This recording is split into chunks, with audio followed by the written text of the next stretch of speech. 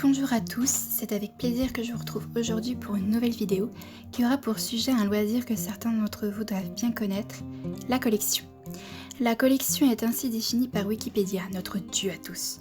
Une collection est à la fois un regroupement d'objets correspondant à un thème et l'activité qui consiste à réunir, entretenir et gérer ce regroupement. La collection peut être pratiquée dans le cadre d'un loisir par un collectionneur qui constitue et stocke une collection privée. Il faut savoir qu'il y a un nom pour chaque type de collection et je vous assure que quelquefois le nom ne vous indiquera en rien ce qui est collectionné. Par exemple, attendez que je regarde mes anti-sèches. La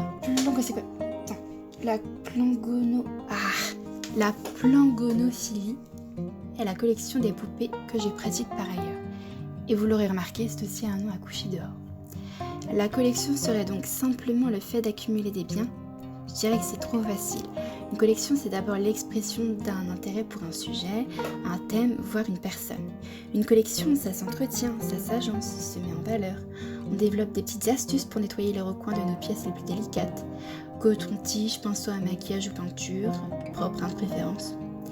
Certains aiment accumuler tout ce qu'ils découvrent sur leur thème de collection de prédilection, d'autres encore sélectionnent soigneusement les éléments qu'ils estiment dignes de rejoindre leurs étagères.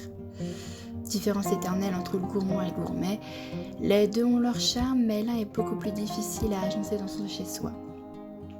Son chez-soi, ça nous amène à un élément spécifique du collectionneur qui déterminera la grandeur de la collection, les moyens financiers et immobiliers, l'argent pour acheter et la place où stocker. La collection, c'est donc aussi être à l'affût d'une bonne occasion, savoir ou au moins s'essayer à marchander. Il faut parfois déployer des trésors de diplomatie, être hyper patient pour obtenir une pièce prisée par les autres acheteurs. C'est aussi de grosses dépenses et la frustration parfois si on passe à côté d'un objet désiré depuis longtemps. Il ne faut pas hésiter à passer de longues heures sur les sites internet ou dans les lieux où on est le plus susceptible de trouver notre nouvelle pièce. La collection, c'est aussi avoir un sens artistique qui s'exprime sous plusieurs formes. On apprécie ces objets de collection que l'on admire, bien sûr, mais on peut aussi créer soi-même des ajouts à sa collection, photographier certaines pièces, en reproduire d'autres en peinture. Certaines collections demandent de mettre la main à la pâte en exprimant son côté créatif, comme les poupées par exemple, dont certaines peuvent être personnalisées selon nos envies. Si vous n'avez que des idées et êtes incapable de les exécuter vous-même, il y a tout un petit monde, une communauté de collectionneurs qui peuvent le faire pour vous, moyennant rémunération bien sûr. Avoir un objet personnalisé par un tel, parfois, peut faire partie intégrante de votre collection. Ça ajoute de la valeur à votre pièce parce que cette personne peut parfois être considérée comme un artiste dans le domaine.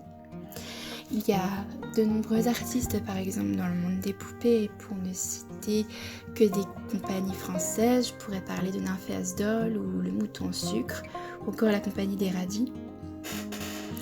Et des noms bien colorés pour désigner des compagnies de BJD qui font des make-up de qualité et très colorés également. Attention, certaines pièces de collection ne souffrent toutefois d'aucune personnalisation et peuvent perdre toute valeur si vous vous y essayez.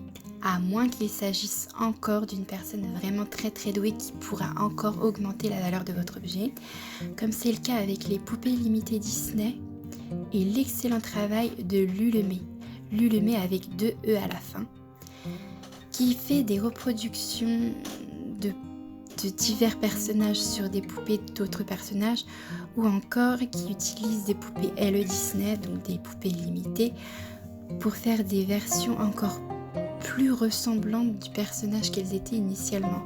Je pense notamment à ces nombreuses poupées de la Reine des Neiges et à sa version croquis de Elsa en méchante qui était magnifique. Si vous recherchez ce genre de choses, je peux mettre quelques images dans la vidéo, on verra bien ce que je fais. Donc, si c'est vous qui procédez à la personnalisation, vous avez le choix entre être particulièrement habile en la matière, comme Lulemé, Nymphéas Doll et compagnie, ou garder la pièce customisée pour toujours parce qu'elle aura perdu beaucoup de valeur et que vous ne pourrez jamais la revendre. Ou en tout cas, 10 fois moins que son prix initial, et ça fait mal pour une pièce de collection. En résumé, une collection c'est quelque chose qui vous ressemble. Elle recèle vos goûts, vos couleurs, votre esprit et quelque part une petite part de vos rêves. Une collection Vous en faites ce que vous voulez, vous l'agencez comme vous voulez, vous prenez les pièces que vous souhaitez, de tout ce qui vous tombe sous la main à une soigneuse sélection d'éléments qui sont des élus. Une collection, c'est vraiment votre choix et les seules limites, comme je l'ai déjà dit, sont vos moyens financiers et immobiliers, puisqu'il faut quand même pouvoir payer tout ça et l'exposer correctement.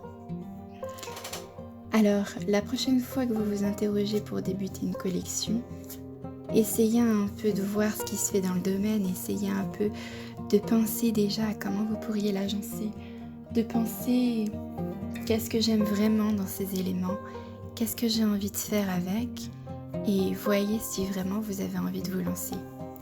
En tout cas, moi je l'ai fait et maintenant, mon seul regret, c'est de ne pas avoir ni assez de place ni assez d'argent pour obtenir tout ce que j'aimerais. Sachant qu'on peut commencer la collection de façon plus insidieuse, lorsqu'on nous offre par exemple une figurine en cadeau et qu'on va bien l'aimer, puis on va en vouloir une autre de la même gamme, puis une autre, puis une autre, puis une autre. Ou alors on va juste en acheter une en se disant « Oh, elle est trop belle celle-ci » et puis finalement on achètera une autre, puis une autre. Puis on finira par en avoir des tas, voire par essayer de toutes les avoir. C'est comme ça aussi, alors c'est vrai que vous ne vous poserez pas forcément la question de est-ce que je commence une collection, mais vous pouvez vous poser la question de est-ce que je continue.